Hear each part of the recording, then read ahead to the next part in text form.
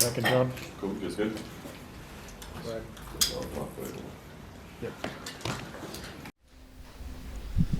Really, I know it's not quite fight week just yet, but it feels like it. You're here in Las Vegas, so how exciting is this for you? I mean, headlining International Fight Week, it doesn't feel like it was that long ago. You were just getting into the UFC, and now you're at the top of the sport. Very happy to be able to headline this kind of event. I remember I fought once in the preliminary cards in the International Fight Week. Now that I have the chance to headline this event, I'm very happy and very excited. You've clearly won a title before, you've defended a title before, but now going for a second title, is the mental challenge, is the thought process, the feeling, is it any different than those other championship matchups you've already had? This is the happiest I ever have been in my training camps because of the weight cut. I have been able to enjoy the whole process, and I feel ready, man. I don't know. I think you guys are not even expecting to what you're gonna see on June 28th. So a lot of us think like, a move to a weight class, it's just the weight cut, it's just that week. Are you saying that you think this weight class change has changed everything for you and how you've been able to prepare moving into this fight? Everything, because at the end of the day, that 10 pounds makes a lot of difference, in my life. Because before I had to be like for 12 weeks cutting the weight. I haven't been able to enjoy like anything because I have to be like professional at the same time in the fight game and also in the nutrition part. So this time I have been able to enjoy the whole process and I'm very happy. As happy as you are, is there any sadness that you don't get the opportunity to be the simultaneous champ? The one belt over each shoulder, that classic iconic image. Are you sad that you don't get to try to accomplish that? I don't care. Anyways, I'm gonna put the both belt in my shoulders. Anyways. We thought maybe it'd be Islam Makhachev here. Obviously, it's Charles Oliveira instead. Any disappointment in that? I mean, it's a title. It's actually an undisputed championship, and he's a legitimate guy. But is there any upset that you didn't get to take it off the guy that was the champ? Yeah.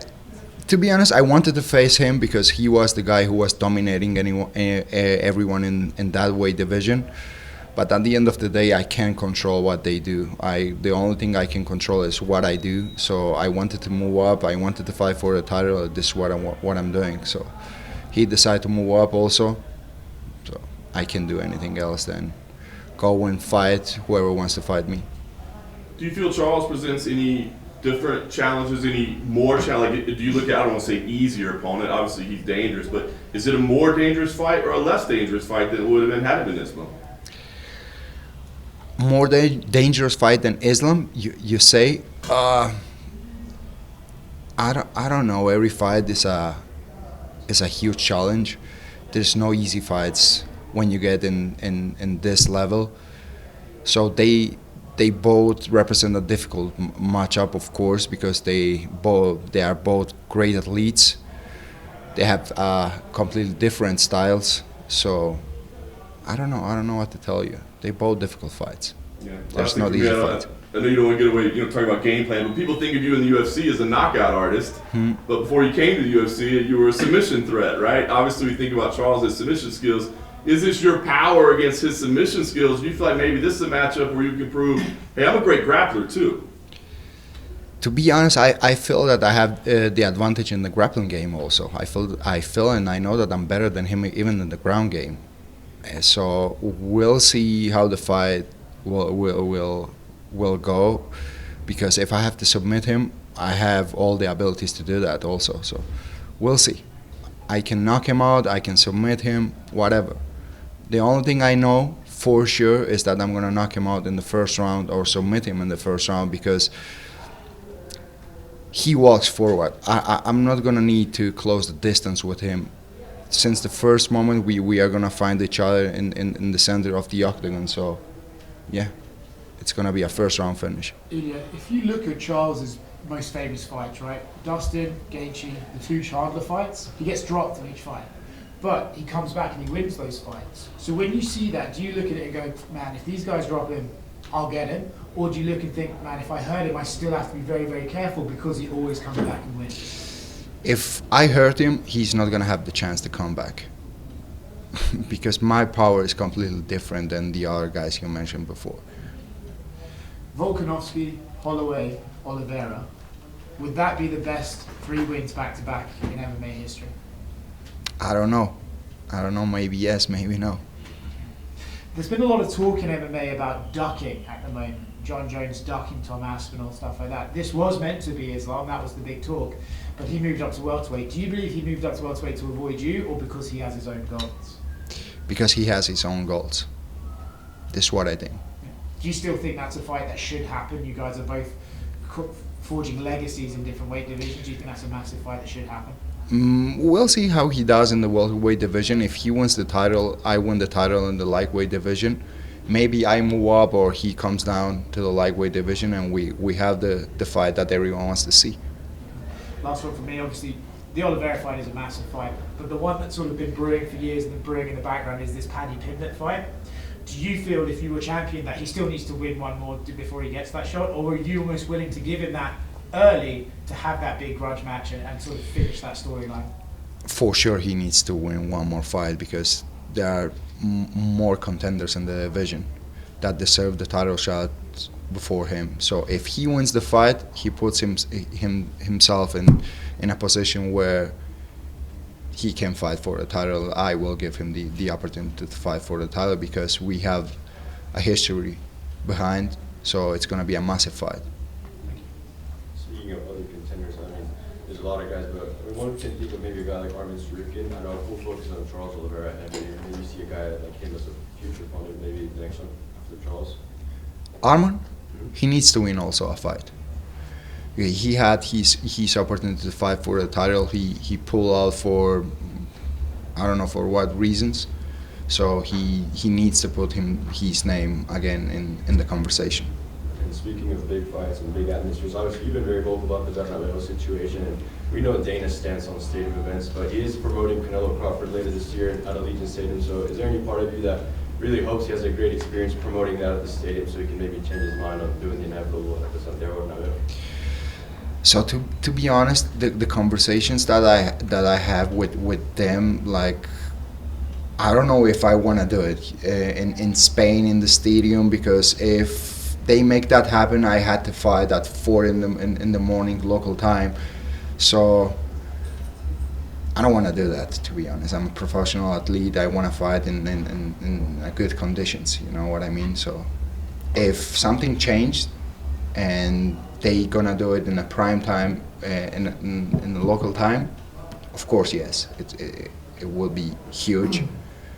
If not, I prefer to fight always in the United States. Ilia, Oscar mentioned earlier about the consecutive fights, that the caliber of these fighters.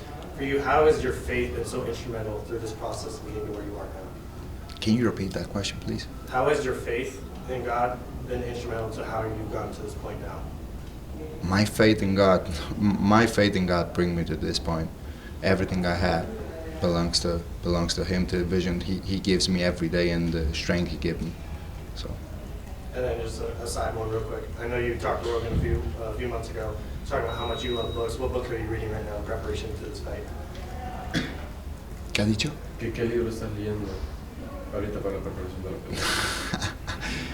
película? Charles de Bronx de Oliveira. I'm reading his book.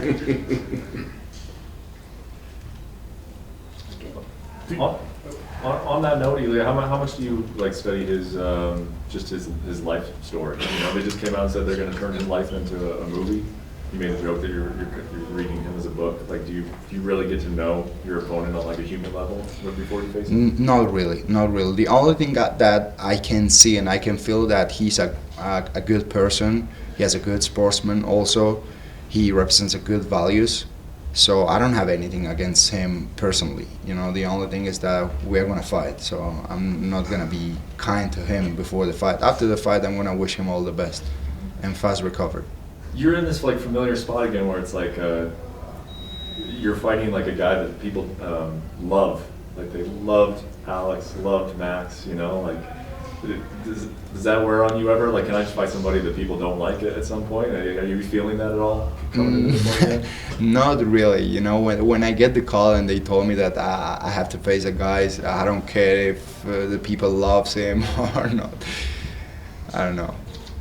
But of course, I would prefer to fight to someone that the people don't like him that much, as Charles or Walk or Max Holloway, because I don't know if you can find many people that say something bad about them. So yeah, it's kind of weird. You think at the end of your career we'll think about you more as a featherweight or a lightweight? Lightweight. Yeah. I mean, you kind of talked, obviously, the mood is better, you're enjoying camp better. What other differences are there? Like not having to think about that weight for 12 straight weeks? To be honest, the weight cut is the main reason that gives me the opportunity to enjoy the whole process, because when you're hungry, when you're tasty, when you're facing that kind of things, you can't really enjoy anything, you know. So in this time, even at this point, I'm good. I don't feel hungry, I don't feel tasty, I feel with energy. If I was fighting in the featherweight, at this point I was like, I don't know, struggling a lot, which is not the case right now. Like at this point in the week, like with a week to go before weigh-in, are you, the amount that you'll actually physically cut, is it a lot less, or is it similar? A lot less. It's 10 pounds less. Yeah. So you basically kind of weigh the same. You just won't be cutting as much. What you said? So you'll be around the same weight. You're just not cutting as much. Exactly. Yeah. Exactly. He talked about you fighting these beloved fighters, these beloved heroes of the sport. Do you hope one day that people view you in the same way they view a Max Holloway, an Alex Volkanovski, a Charles Oliveira? Does that matter if the public support is there for you or not? Of course, if you get the public support, it's always great. It's always important. But they have the issue with the fans, so what can I do with that? You know what I mean? Even me, I'm fan of those guys. I'm fan of Walk. I always like to watch him fight. With Holloway, I like his fight style. I like him as a person, the values he represents. With Oliveira, the same. He has, like, I don't know, the most finishes in the UFC history. But when it comes to competition, I have to do my job. And one other thing, we can't get ahead of ourselves with UFC 317, but there have been 2 division champions before. There's never been a 3 division champion. You got to accomplish this first, but I hear people saying maybe this guy's so good he can go do it at 170 also. You let yourself have that fantasy as well? If Islam becomes the welterweight world champion, for sure I'm gonna push for that shot also, and I will move to the welterweight division. Yeah, can I do these in English and Spanish? So that way my colleagues can get the sound bites as well? Me encanta. We just have like 2 questions, so please go ahead and choose whatever. Okay, you mentioned that about, you talked in the past about the power of mental strength. What role does visualization and mental preparation play for you before each fight? So the mentality it's everything, because when you are in the backstage, if you don't have the right mentality, you're fucked, because you are facing, I don't know, so many conversations with yourself that you gotta have that strong mentality. So yeah. ¿Y qué consejo las darías a quienes sueñan a llegar al UFC pero enfrentan dificultades desde sus comienzos? Bueno, el consejo es lo de siempre, ¿no? Que confíen en ellos mismos, que no esperen nada de nadie, que organicen sus hábitos, porque no podemos decidir nuestro futuro, pero sí podemos decidir nuestros hábitos, y nuestros hábitos deciden nuestro futuro, por lo que uno tiene que tener buenos hábitos si quiere alcanzar algo en su vida. En español, recuerdo que había gente que pensaba que la pelea de Ryan Hall en 2021 iba a presentar muchos problemas y obviamente saliste y que demostraste en todo el mundo. Entonces, desde esa versión de ella ahora la versión de ella que va a pelear por otro cinturón de televisión, ¿qué ha cambiado? Pues la verdad que nada. Lo que ha cambiado es que tal vez soy mucho más maduro, mucho más experimentado, mucho mejor en todos los aspectos, porque gracias a Dios no he perdido el tiempo nunca, siempre he ido mejorando en todo, así que cada vez que entro en el octógono siempre ven y verán una versión mejor de mí. Sí, claro. Representas tanto a Georgia como a España. ¿Cómo manejas esa doble identidad cultural en tu carrera y qué significa para llevar a ambas banderas? Pues lo llevo con muchísimo honor, con muchísimo respeto, con muchísima responsabilidad. Para mí es un honor representar a dos países con tanta historia como España y Georgia, y siempre es un honor recibir el apoyo, el cariño y el amor de los dos países. Guys, thank you very much. Thank you.